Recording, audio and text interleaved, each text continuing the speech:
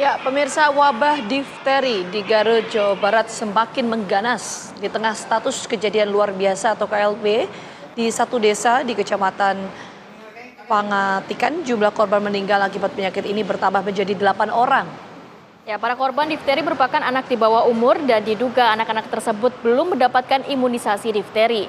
Untuk mengantisipasi hal ini, Dinas Kesehatan Garut Jawa Barat kemarin melakukan imunisasi massal terhadap ribuan anak di wilayah terdampak KLB difteri di Kecamatan Pangatikan, Garut Jawa Barat. Imunisasi massal ini dilakukan mengingat status desa Sukahurip yang merupakan desa terdampak kejadian luar biasa terus menelan korban jiwa.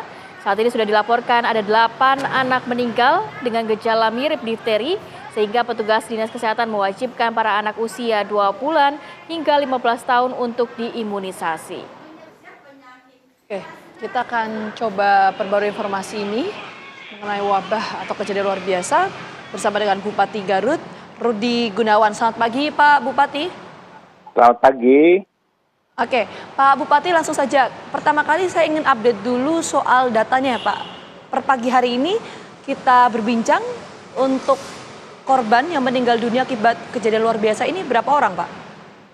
Ya, jadi yang meninggal dunia itu bertambah 1 menjadi 8 orang, sedangkan yang dirawat di rumah sakit ada 10 orang, 6 kita nyatakan positif difteri dan 4-nya suspek ya.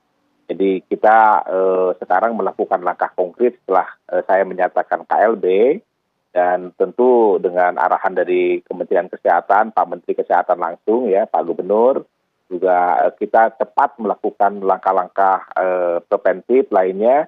Setelah KLB kita melakukan gerakan untuk vaksin secara masif di Kecamatan Pangatikan. Nah, ini perlu saya jelaskan bahwa difteri ini terjadi hanya di satu kampung, di satu desa, hanya satu kampung, di RW itu yang meninggal hanya di satu RW, yaitu Cicapar Pasir yang kampungnya itu. Memang cakupan vaksinasinya sangat rendah, lengkap, yang dimulai dari umur 1 hari sampai dengan usia 1 tahun ya, pada saat vaksin lengkap yang biasa diberikan, ini cakupannya di bawah 30%. Karena di daerah itu ya ada satu kepercayaan bahwa tidak perlu divaksin, dan ini juga sedang dilakukan upaya-upaya bahwa vaksin itu adalah penting untuk memberikan perlindungan terhadap anak. Sedangkan ketika ada COVID di daerah itu di Cicapar Pasir, di kampung Cicapar Pasir ini bisa dilakukan vaksinasi. Tapi kami memang ada sedikit hal yang harus diperbaiki dari sisi data ya, bahwa ternyata anak-anak kecil di situ dalam 10 tahun yang lalu, 15 tahun yang lalu itu tidak dilakukan vaksinasi secara lengkap ketika dia bayi.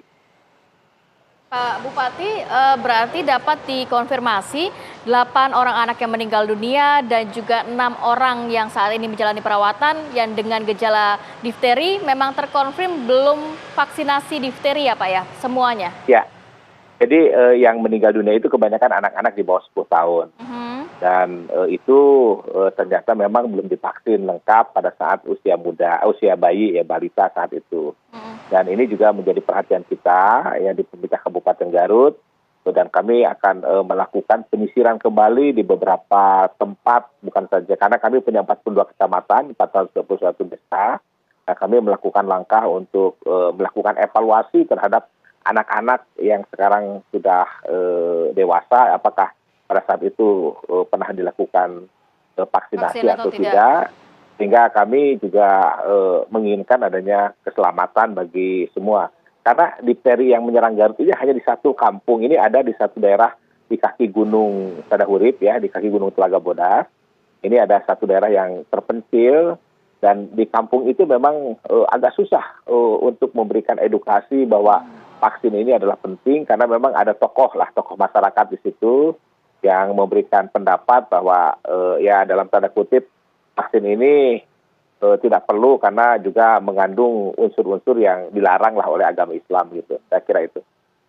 Baik, selain itu Pak Bupati, tracing yang Anda lakukan dan juga pemerintah kabupaten setempat melakukan, bentuknya seperti apa Pak? Tadi kan dikatakan bahwa cukup banyak nampaknya masyarakat yang juga belum mau divaksin di wilayah tersebut, dan apa yang perlu diketahui oleh masyarakat, gejala dan juga dampak dari difteri ini sehingga masyarakat tersebut mau untuk divaksin nantinya? Ya, kita sebenarnya setelah ada kejadian epidemiologi kita lakukan ya, dan kita melakukan pengujian secara laboratorium ke laboratorium Provinsi Jawa Barat, dan kita langsung mengadakan komunikasi dengan Kementerian Kesehatan, dan kami sekarang ini sudah melakukan langkah bagaimana vaksin ini menjadi penting karena ada yang meninggal dunia, paksa, dan tokoh masyarakat yang selama ini jadi panutan itu juga sudah memahami bahwa vaksin ini adalah penting.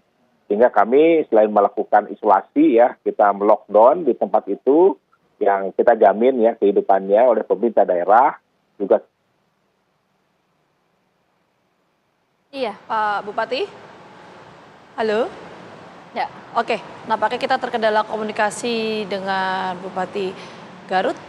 Nah, tapi tadi yang disampaikan oleh Pak Bupati bahwa karena ini sudah ditetapkan sebagai status kejadian luar biasa sehingga ada upaya penanganan yang dilakukan oleh pemerintah setempat atau otoritas setempat, salah satunya adalah melockdown ya, lockdown wilayah-wilayah sehingga penyebaran untuk kasus ini tidak menyebar lebih luas lagi. Dan akhirnya juga pemerintah setempat juga akhirnya menggerakkan atau memasifkan vaksin difteri di wilayah tersebut sehingga ini kejadiannya tidak akan terulang lagi, harapannya seperti itu ya.